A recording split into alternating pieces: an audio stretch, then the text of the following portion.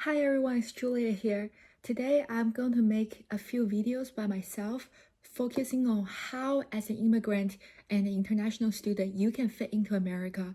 So personally, I think I did a great job by fitting into America as someone who came to America at age 14 and a high school student. I want to talk to you a little bit about how to become more American. Of course, that doesn't mean that you should give up your root. You should always be proud of where you came from, even though at times it might be hard, but you should always remember where you came from. But you're in America now. When you roam, do as the Romans do, right? So in America, do as Americans do. So with no further ado, I want to just give you a few quick tips. So if you are international high school international student, how can you fit into America? So number one, this one might be a little bit controversial. So leave a comment below if you agree or disagree with what I'm saying. So I think it's important to find a school or an area with less international students because it's so easy to fall back into like the little groups. So like when you're choosing school, maybe keep that in mind. Maybe that's not your most important focus, but maybe it's just something keep in mind and no one else talk about. Right, so if you go to California or somewhere just you have a lot of international student, doesn't matter like Chinese, Indian or whoever, I see that a lot that the international student, even though they came to America, but they're actually hanging out with more students coming from their home country. And there's always a joke that after coming to America for a few years, rather than learning English, they learned Cantonese or Fujonese. Even though it might be funny, but it's definitely true. So I think it might not be a bad idea to pick a smaller high school, but you have more local or more English speaking students that you can fit into. Especially if you're coming at a later age, such as I did at age 14, it's going to be so hard and so lonely for the first few months as you're trying to, make friends, learn the new language. But I think it's crucial if you want to learn English and fit into America in the long term. Again, yes, it's going to be lonely without all the international students who has the same background as you or the same culture, the same mindset. But if you decide to attend a school in foreign country, I feel like you should have that mental preparation, right? Why else would you come to America? If you just want to hang out with people with the same background, same mindset, same language, then maybe it's easier financially, or just overall easier if you decide to attend international school back in China or in Hong Kong or somewhere you're already familiar with. But if you decide to make that major step to come to America, I think, right, you want the experience of hanging out with Americans, talking to different people. So that's number one. Number two, I think this goes for anyone that I don't think this one should be controversial. Force yourself to speak English as much as possible, right? When I came to America, I changed my cell phone setting to English. And it's so funny because, there are a few times I don't even know how to go back, like change that back into Chinese. But, right, change your cell phone to English, your cell phone setting, read only English. Like I deleted, back then, it was like over 10 years ago, it was QQ. I deleted QQ. So like nowadays, WeChat, 微信, 微博, like delete those stuff. Only reading English, or even on Instagram and stuff, I only followed English account, and I read only in English. So I went to the thrift store and bought a lot of kids book, and I would read like kids book. And like I was in 9th grade when I came here. The high school recommended me to stay behind a year to go to 8th grade, and I refused. So I worked very hard on my English. I bought like first or second grade level reading books from the thrift store, and I was reading through them every night before I go to sleep. So change your phone to English, read only English, and speak English. I think that's extremely important. And you are ready when you can dream in English. And I'm not joking. Like literally when I had my first dream in English, I woke up so excited. I was like, oh my gosh, I'm dreaming in English. I'm better. Like when you can start thinking English instead of, like speaking English, receiving English and then translate everything in your head. When you can like just process everything in English, then your English is at the next level. So three, Also extremely important, right? Join a club or sports team. When you're first in America, it's very, very lonely, and that's kind of the time that you settle back into your little groups. But if you can join a club or a sports team, you will have your people, you have someone that you have to talk to, practice English, just someone to hang out with, and just be more out there. So like many students, or maybe not, I did not play any sports when I came to America. So like I took some golfing lessons, tennis lessons while I was in China, but not at the level of American high school. I think how athletic American students are is very impressive.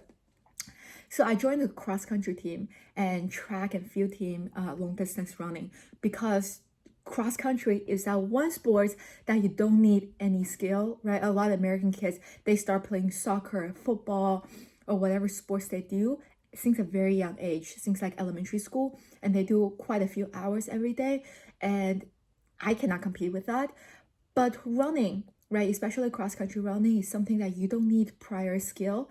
It's something that you can do with just a tough mindset, and a capable body, and it's something that you can practice on your own. Something that you don't need your host family to keep driving you to practice or buy a lot of equipment. You just need a pair of running shoes, and then you can go practice, and then you can run. And like I think you can use club and sports team as a bridge so we can find more like-minded people and find more friends. And for clubs, look into art club, yearbook, JROTC, international student clubs, etc., etc. I think yearbook is very good because not many people are interested in yearbook, and also another great way to practice reading, speaking, writing in English. I keep bringing up that speaking English because it's just so important. It's their language. Yeah, you might think it's unfair, whatever, that American people or English country speaking people go to other country, they don't necessarily learn the language. They can get away with speaking English. But if you decide to come to America and you want to become, mainstream, you have to learn English. And I cannot stress that enough. And it's not just writing a paper in English or, like take an SAT in English. It's everyday speaking, it's colloquial English. It's learning the slang, reading people's tone, learning how to make small talk, talking about the weather. So you just really have to learn English. Number 4, right, after joining sports team and clubs, you can also participate in volunteering events. Get involved with the host family, know what they're doing, and maybe join a church. Go to the church volunteering groups. Like I'm not like the most religious people, but my mom is, and church people are really, really kind, really nice. They always have events. They have youth group.